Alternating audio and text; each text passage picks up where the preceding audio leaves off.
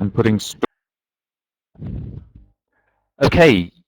Yes, Neil. Thank you for that. Okay. The importance of story in teaching, and well, first, why is this issue so important? Sorry, Richard. Just before we begin, we can't Yep. see your video. If you could just click on Start Broadcasting so that we can see you as well as hear you, that would be lovely. Right. Sorry. Where's that now? Sorry. Where is that? Oh, start sharing. I beg your pardon. Yeah. Okay. Got you now. Yeah. Okay. I just apologise for that. Okay. Yes. So why is this issue, the importance of story in teaching, important to me? Well, I fell for a Spanish woman some years ago, and I decided to learn Spanish to speak to her family and friends. And at the time, I was living in rural Ireland, many miles from any language academy. And I decided that probably the only way to get Spanish was to read books. And I bought one when I was in Spain. And it was called The Secret Island by Enid Blyton. And I started reading it with a grammar and a dictionary. And it was terribly strange at the beginning because I didn't really understand the words, I couldn't pronounce them, or they just looked strange. But when I worked at it and got into it, it was suddenly extraordinary because I'd read this book probably about 4 times when I was 10 years old. And I was hooked. I loved the book and reliving the adventures of Peggy, Mike and Nora when they run away and from the adult world and live on this island.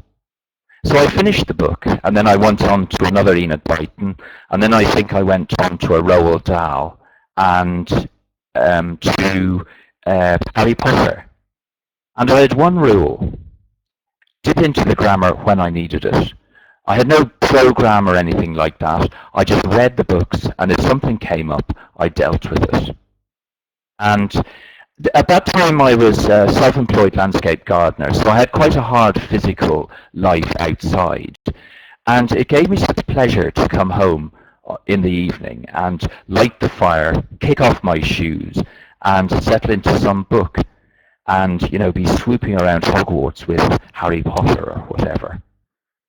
And then one day I was in Madrid and in a bookshop, and I noticed the book D-Day by Anthony Beevor. Now, I'd already read Stalingrad and The Fall of Berlin, and these books are absolutely extraordinary. Anthony Beevor writes about monumental events, but he writes about them from the perspective of the thousands of people who have taken part in them. And D-Day was no different. It was written from the point of view of the ordinary American, British, or German soldiers who were in Normandy. It was about the French civilians who suffered terribly. It was about the politicians and the generals and everybody, basically.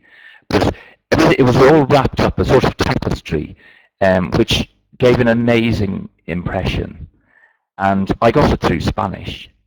And really I got 3 things out of this book. I got the story of the martyrdom of Normandy. I got the Spanish, which I learnt reading it. But the third thing that I got after getting through this 762-page book was the feeling that if I could read this book in Spanish, there wasn't anything I couldn't read in Spanish. And as reading this book, I got the feeling that Spanish was mine. Anyway, love blossomed and I came to Seville. And my partner, she had learned English in IH in Seville, and she also did a course in IH in Belfast. And it was she who told me that there was a CELTA course in Click in Seville. So I came over, I did the course, and then 4 days later I got offered a job in a village outside of Seville. And it was basically teaching 20 classes a week, 18 of them to children. So, well, it was like being run over by a train 4 times a week. It was really tough, you know, suddenly having all these classes. But the small children's classes I could manage because I was using the Bugs books, which have great stories, great songs, great activities. And it was difficult at the beginning, but once I got used to using the material, which I had confidence in, it worked. And likewise, the adult class that I had wasn't difficult because I was using New English File.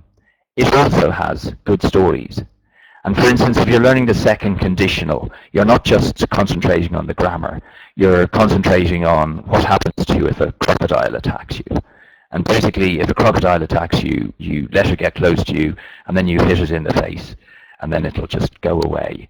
So you're getting the double value of learning the English and learning what to do if your life is endangered. Likewise, if a bull charges at you, you let it get close and then throw your hat away, and then the bull will go after the hat and you will survive.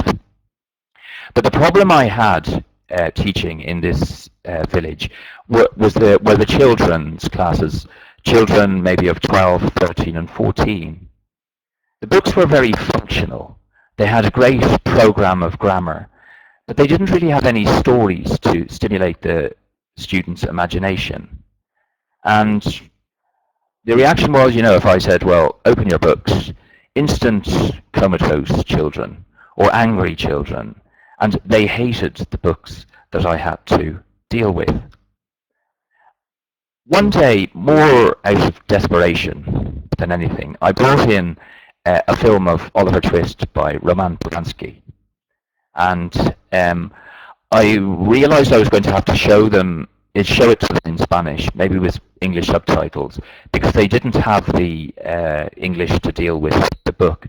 But I prepared a lot of questions for beforehand, and I prepared activities for after the film in English. And I fired off a lot of questions. What do you do if you've no mum? If you've got no mum and dad, who gives you a name? And they think about that for a bit. And then I said, well, of course, in Oliver Twist's case, it was the council gave him his name. If he had been born a little bit earlier, he would have been Oliver Swubble. And if he had been born a bit later, he would have been Oliver Vilkins. It just happened that the civil servant, the beadle, who dished out names, was on T in his list when Oliver Twist was born. This was really quite interesting to them. And the idea of a very poor child being treated absolutely abysmally, running away to London, getting in with a bunch of crooks, it got their imagination. And they loved the film. And then afterwards, it was easy to deal with them and to put the grammar into questions and activities related to the film. I use this film a lot in my classes. And quite recently, I got to the end of the film with one of my classes. I think they were 11 or 12-year-olds. And there's a point in the film where, at the very end, where Oliver goes to visit Fagin in prison. Now, Fagin has been sentenced to death. He's on death row, and in fact, they're building the gallows outside. And when Oliver and Dr. Brownlow go to the prison, the jailer says to Dr. Brownlow, well, this is no place for children. He shouldn't be here. But Dr. Brownlow says, well, Oliver wants to come, and Oliver nodded and everything. And I didn't want the children to watch this, and I said so. I said, look, it's terrible. You don't want to see this. And then a girl asked me, well, does Fagin get executed in the film? And I said, no. And they said, well, we want to see it. We want to see it. So I let them see it. And in this very end part of the film, Oliver Twist forgives Fagin. And he says, Fagin, you tried to help me. And then he says, get down on your knees and pray, and they do. And then Oliver goes out in tears, and it's very poignant. And the children had this discussion after the film about, whether Fagin was a good or a bad man, and a deep discussion, really, it was. And I realized that they're failed when the exercise books don't exercise their imaginations. They need their imaginations exercised. The Titanic is a story I often use. The other day I was talking about sharks. Basically I was teaching must. So I put two sentences on the blackboard. Sharks, blank, swim or die. Children, blank, smoke at school. And then I wrote must and mustn't at the bottom of the board. And I said, right guys, put the must and the mustn't into the appropriate sentence. So they obviously got sharks must swim or die. And one girl, she was quite taken by this, and an imaginative girl, and she was going on about sharks, why they had to swim, and why did they die, and all this sort of thing. Fascinated by these awful creatures that live under the sea, and the idea of them swimming around the whole time and never stopping. And really, it was a very interesting 5 minutes. No concentration whatsoever on the must. Complete concentration on the shark. And that's the way it should be. That's the way I learned when I learned Spanish, when I read good stories. Concentration on a good story. This is just a couple of nice quotes by a guy, Ken Burns, who makes films. The common stories are about 1 and 1 equaling 2.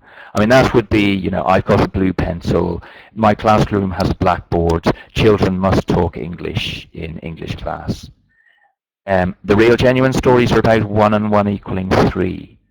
These are stories like people behaving with courage, the orchestra on the Titanic playing music as it goes under the water. Oliver Twist overcoming terrible difficulties and coming out of it a good young fellow.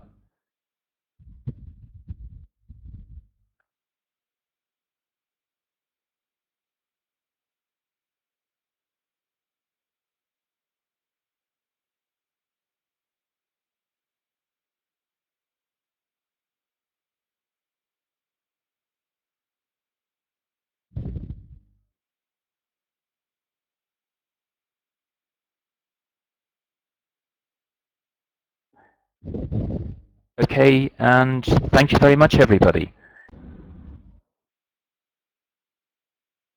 Okay.